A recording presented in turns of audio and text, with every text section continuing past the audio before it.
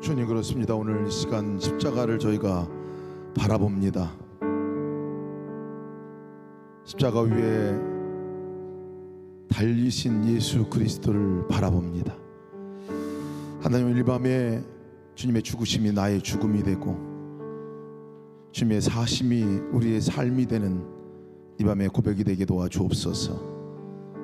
하나님께서 이 자리에 함께 계신 그 주님이 이미 우리 안에 거하시고 우리 심령 안에 거하시고 우리의 삶에 거하시는 줄을 믿습니다. 그 주님께 오늘 예배합니다. 주님 말씀해 주시고 오늘 성찬에 참여하는 모든 성도들의 삶이 주님과 온전한 연합을 이루는 이 밤 될 수 있도록 축복하시고 역사하여 주옵소서. 예수의 이름으로 기도드리옵나이다. 아멘. 하나님 주신 말씀 함께 보겠습니다. 마가복음 15장 16절에서 39절 말씀입니다. 마가복음 말씀입니다. 마가복음 15장 16절에서 39절 말씀 함께 교독해서 봉독하도록 하겠습니다. 마가복음 15장 16절에서 39절 말씀입니다. 제가 먼저 읽고 여러분 교독해서 39절까지 함께 읽겠습니다. 군인들이 예수를 끌고 프라이도리온이라는 뜰 안으로 들어가서 온 군대를 모으고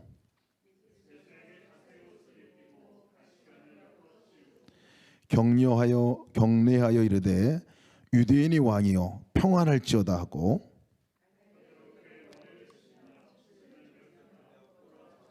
희롱을 다 한 후 자색 옷을 벗기고 도로 그의 옷을 입히고 십자가에 못 박으려고 끌고 나가니라.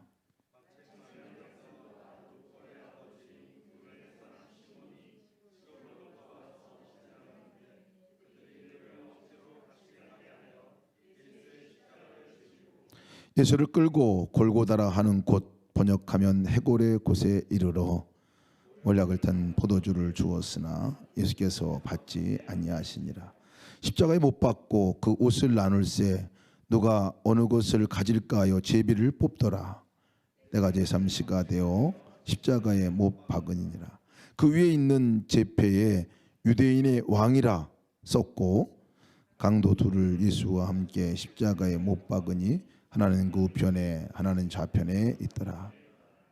지나가는 자들은 자기 머리를 흔들며 예수를 모욕하여 이르되 아하 성전을 헐고 사흘에 짓는 자여 내가 너를 구원하여 십자가에서 내려오게 하고 그와 같이 대제사장들도 서기관들과 함께 희롱하며 서로 말하되 그가 남은 구원하였으되 자기는 구원할 수 없도다. 이스라엘 왕 그리스도가 지금 십자가에서 내려와 우리가 보고 믿게 할지어다 하며 함께 십자가에 못 박힌 자들도 예수를 욕하더라.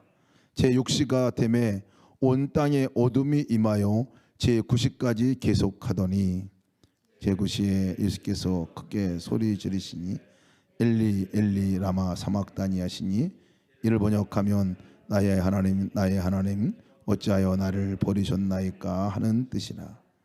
곁에 섰던 자 중 어떤 이들이 듣고 이르되 보라 엘리야를 부른다 하고 한 사람이 달려가서 해면에 신 포도주를 적시어 갈대에 꿰어 마시게 하고 이르되 가만두라 엘리야가 와서 그를 내려주나 보자 하더라. 예수께서 큰 소리를 지르시고 숨지시니라. 예, 성소의 휘장이 위로부터 아래까지 찢어져 돌로 되니. 다 같이 읽습니다. 예수를 향하여 섰던 백부장이 그렇게 숨지심을 보고 이르되 이 사람이 진실로 하나님의 아들이었도다 하도다. 아멘. 아멘. 오늘은 예수님께서 십자가에 못 박혀 돌아가신 금요일입니다. 십자가에 달리신 날입니다. 유대 시간 제3시, 유대 시간을 한국 우리 시간으로 환산하면 플러스 6 하면 됩니다. 그래서 제3시 오전 9시가 되겠습니다. 9시에 십자가에 못 박히시는 매달리는 시간입니다. 제6시에 12시죠. 어둠이 온 땅에 임하게 되었다. 성경은 얘기합니다. 제9시 오후 3시에 예수님께서 소리 지르시고 숨을 거두십니다. 30절 말씀 보면 예수께서 큰 소리를 지르시고 숨지시니라. 하나님의 아들 예수 그리스도께서 우리의 죄를 담당하시고 죽으신 시간, 오전 9시부터 오후 3시까지, 이 시간은 사실 역사의 분기점이라고 말합니다. 모든 인류의 역사의 분기점이기도 하지만 우리의 삶의 가장 분기점이 되는, 우리의 삶의 비포와 애프터가 이루어지는 시간이 바로 이 시간입니다. 사건 내용으로만 보면 사실 굉장히 이상한 일입니다. 말도 안 되는 일이 사실 일어난 일이죠. 하나님의 아들이 죽으신, 이해할 수 없는 장면이 이 십자가에서 일어나는 겁니다. 더더욱 이해할 수 없는 것이 2000년 전에 그 사건이 2000년 후를 살고 있는 우리의 인생에 너무나 소중한 비포와 애프터가 되는 인생의 분기점이 된다는, 이것도 이상한 일이기도 합니다. 십자가에서 일어난 일들, 도대체 어떤 일이 그곳에서 일어난 것이고 십자가 위에서 어떤 그 역사들이 있었던 것인가에 관한 부분들을 우리가 오늘 이 시간 함께 살펴봐야 합니다. 사도 바울은 이 십자가에서 일어난 일들을 고린도전서 1장 18절에 이렇게 말씀하고 있어요. 십자가의 도가 멸망하는 자들에게는 미련한 것이요 구원을 받는 우리에게는 하나님의 능력이 됨이니라. 십자가는 정말 이해가 안 되는 곳입니다. 다른 믿지 않는 사람들이 볼 때는 성경은 멸망하는 자라고 표현하는데요, 미련한 일이에요. 미련한 일. 왜냐하면 십자가의 자리, 그 자리는 수치의 자리이기 때문에 그렇습니다. 모욕의 자리이기 때문에 그렇습니다. 치욕과 모멸이 있는 자리가 십자가의 자리입니다. 인생의 완전한 실패의 자리고 패배자의 자리고 죽음의 자리가 이 십자가의 자리인 거예요. 그래서 멸망하는 사람들에게 있어서는, 아니 그냥 일반 사람들에게 있어서는 미련하기 짝이 없는 장소이죠. 상식적으로 이해가 되지 않는 장소이죠. 가보고 싶지도 않고 가서도 안 되는 자리라 여겨진 곳이 십자가의 자리입니다. 근데 성경은 그 자리가 구원받은 유일한 하나님의 능력이 되는 자리라고 얘기하고 있어요. 우리를 구원할 유일한 자리가 이 십자가의 자리라고 얘기를 하고 있습니다. 왜 십자가가 우리에게 능력이 되는가? 십자가가 능력이 될 만한 것이 아닌데 가장 모멸이고 모욕이고 가지 말아야 될 그 장소, 패배 장소인데 왜 그것이 우리에게 능력이 될까요? 십자가에서 이루어진 것을 기억하면 그것이 왜 능력인지를 우리가 알게 됩니다. 오늘 시간 말씀을 함께 들으면서 여러분들 저를 보지 마시고 오늘은 십자가를 바라보셨으면 좋을 것 같아요. 근데 십자가를 바라보라고 하시는 말씀, 십자가의 그 나무로 된 그 십자가를 바라보라는 말씀이 아니라 십자가 위에 예수님이 달려 계신 그 모습을 여러분들을 바라보시면서 오늘 말씀을 한번 들으시길 바랍니다. 그래서 오늘 아예 설교단 배치도 제가 이렇게 빠졌고 여기 가운데 십자가를 이렇게 뒀어요. 십자가에 달리신 그 예수님이 달려 계신 것들을 여러분들을 눈으로 바라보시고 함께 말씀을 듣기를 원합니다. 세 가지 놀라운 사실이 이 십자가 위에서 이루어졌습니다.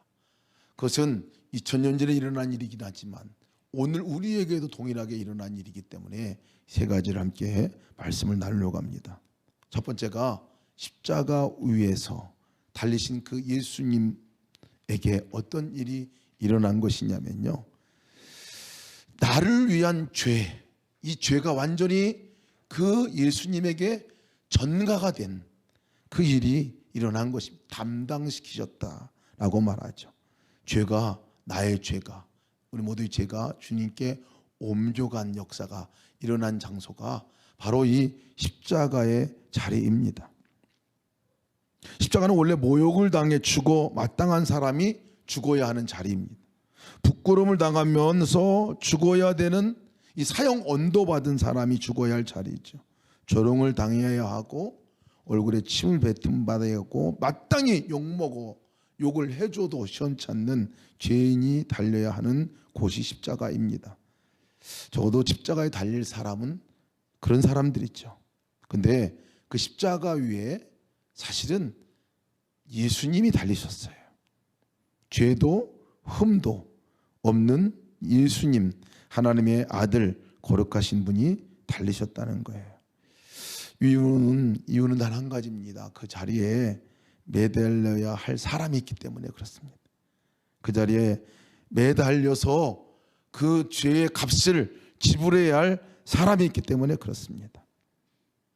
그 죄의 값은 죽음이고요, 치욕이고 모욕이고 인간의 가장 부끄러움이 있죠. 그 값은 사실은 지옥 가는 길입니다. 평생 가운데 지옥 가야 하고 이 땅을 살아가면서 죄의 종으로 살아가야 하는 그 사람이 있기 때문에 예수님께서 그곳에 대신 달리신 거죠. 오늘 본문을 보면요, 죄인이라고 취급하고 예수님을 질질 끌고 다니는 내용이 나옵니다. 자신의 의지와 상관없이요, 끌고 다니고 옷을 벗기고 나비 달린 이 채찍으로 그 몸을 휘감듯이 내리치고 가시로 만든 그 관을 머리에 씌우시고요, 사실 고통보다 더 비참한 일 가운데 하나는 갈대로 머리를 내리친다는 거예요. 뺨을 손으로 때리고 얼굴에 침을 뱉으면서 저주를 하는 내용이 오늘 우리가 읽은 본문의 말씀입니다. 주님이 오셔서 하신 일이에요. 옷을 다 벗기고 다시 자색 옷을 입혀서 유대인의 왕이라고 놀리고 다시 옷을 벗겨 십자가의 사람들 보는 앞에서 매달아 놓습니다. 사실 우리가 사진을 보면 거룩한 모습으로 하기 위해서 그럴듯하게 십자가의 모습을 그려놓지만은 사실 이곳에 매달린 예수 그리스도는요, 실제 한 오락의 옷도 입지 않은 채로 매달려 있게 됐습니다. 그것이 그 당시 십자가 형벌입니다. 성화를 그리는 사람들이 거룩한 그 십자가의 죽음을 묘사하기 위해서 그 부위를, 치부를 드러내지 않고 가려놓지만은 진짜는 치부까지 다 드러내야 그럼 모든 사람에게 가장 부끄러운 그 존재임을 알리고 죄악의 흉측함을 알리는 자리가 십자가의 자리입니다.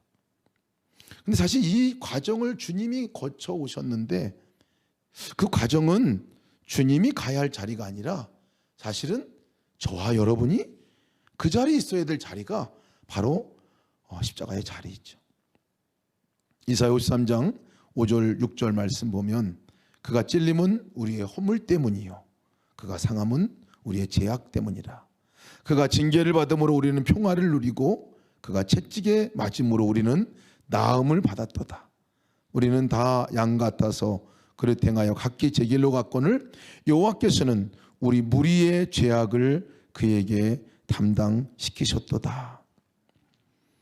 예수님께서 십자가의 길을 가야 하는 이유는 단 한 가지입니다. 우리가 가야 할 길을 대신 가신 거죠. 우리가 달려야 할 그 자리에 대신 죄를 뒤집어 씌우시고 우리의 죄를 대신 집어 씌우시고 우리의 책임을 대신 감당하시고 그 자리에 죽으셔야 했다는 것입니다. 우리가 이 시간 한번 먼저 십자가를 바라면서 기억해야 될 것은 십자가 위에 예수님이 바로 나의 모든 죄를 다 짊어지고 그곳에 달리셨다는 사실이에요. 죄가 얼마나 크고 얼마나 중요한 것이기에 그냥 용서받았다라고 얘기하면 되지. 이 죄는요 그렇게 말로 용서받을 죄가 아닙니다. 우리의 죄가 행위로 있는 죄들뿐만 아니라 우리의 마음으로 짓는 죄들, 그러나 그런 모든 죄들이 나오게 되는 그 근본적인 원인은 하나님을 알지 못하고 하나님을 무시하고 하나님을 믿지 아니하고 하나님을 정말 원수된 관계같이 있었던 그 죄로부터 나오는 것이죠. 저도 죄라고 얘기할 때는 내가 무슨 죄를 그렇게 크게 졌길래 예수님이 저렇게 모진 고통을 당하셨나 생각을 해보았습니다. 네, 정말 아무리 들여다봐도요 죄인이라고 말하지 않을 수가 없었어요.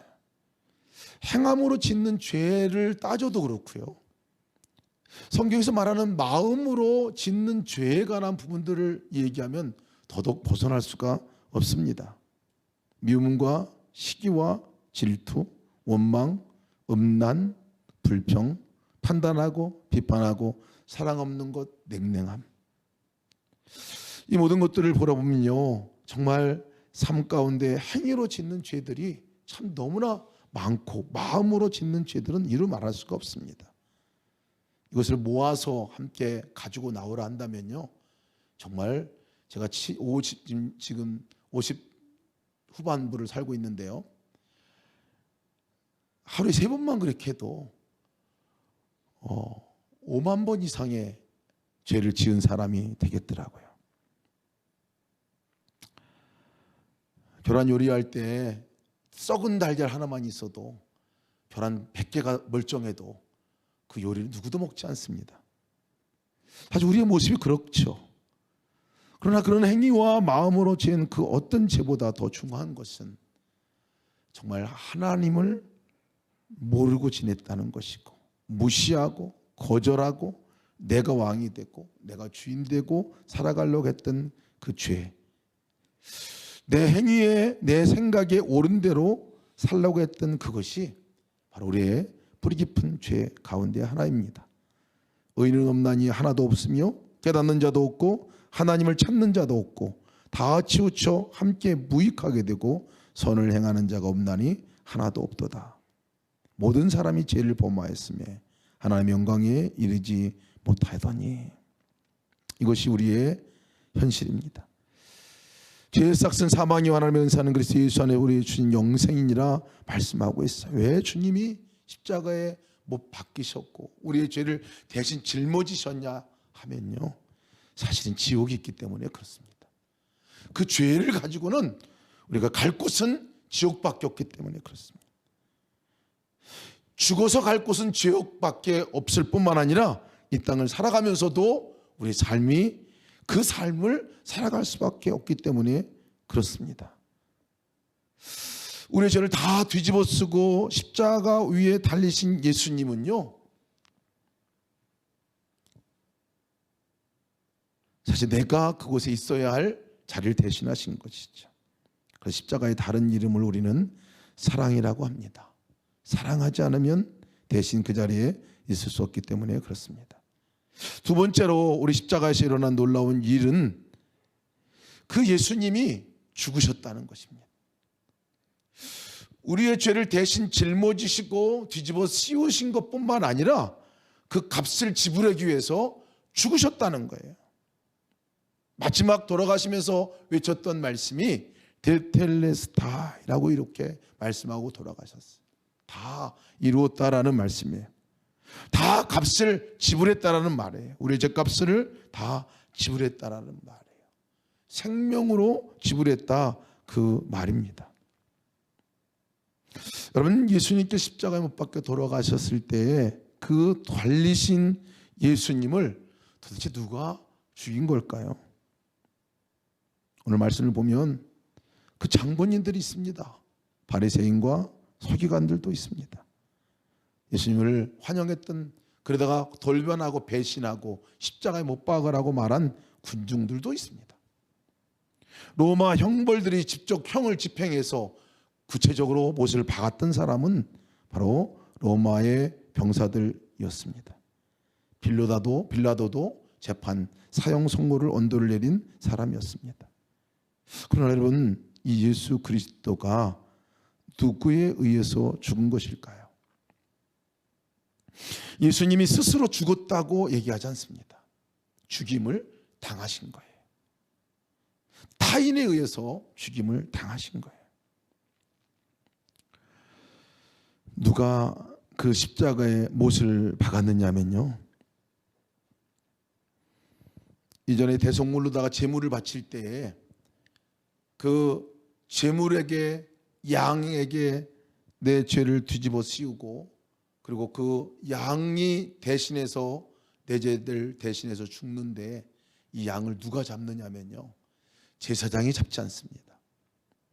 양을 잡는 사람이 누구냐면, 양을 죽이는 사람이 누구냐면 그 죄를 대신 그곳에 뒤집어 씌운, 전가시킨 그 당사자가 죽입니다. 목에 칼을 들이밀고 목을 따서 피를 다 쏟게 해서 그 양을 죽이게 합니다. 십자가 예수님이 우리의 죄를 대신해서 달리셨다라는 말은, 내가 내 죄를 그분에게 전가시키셨다는 말은 거기서 끝나는 것이 아니라 바로 그분을 내가 못 박아 죽이게 된다는 것입니다. 다 뒤집어 씌우고 죽이게 된 장본인이 바로 나입니다. 오늘 우리가 십자가를 바라볼 때 그 십자가에서 망치를 들고 못을 들고 못 박은 장본인 또한 봐야 합니다. 이 사실을 우리가 잊어서는 안 됩니다. 구세군을 창설한 윌리엄 부스가 청년 때도 예수님을 잘 믿는 청년이었지만요, 온전히 변화되지 못하는 삶을 살고 있었습니다. 정말 그가 갈등하고 그런 고민하고 있는 그때에 하루 자고 있을 때 꿈을 꿨습니다. 꿈을 꿨는데 갈보리 산 언덕에 가는 꿈을 꾼 거예요. 골고사 산의 언덕에 가서 보는 그 꿈을 꿨는데, 그곳에 올라가서 보니까 거기에 십자가에 못 박혀 죽어 있는, 달려 신음하고 있는 한 분을 보았어요. 바로 예수님이시죠. 정말 힘들고 어렵게 거의 숨이 넘어갈 만큼 그렇게 계신 고통 가운데 있는 예수님을 보았는데 조금 있다가 자기가 보니까 깜짝 놀라는 일이 벌어진 거예요. 그 꿈에 그 십자가 위에 사다리를 놓고 한 사람이 올라가고 있어요.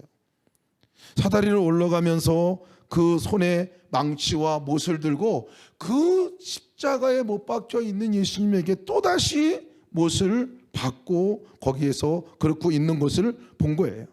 윌리엄 부스가 이것을 보고 견디다 못해가지고 소리쳐서 외쳤습니다.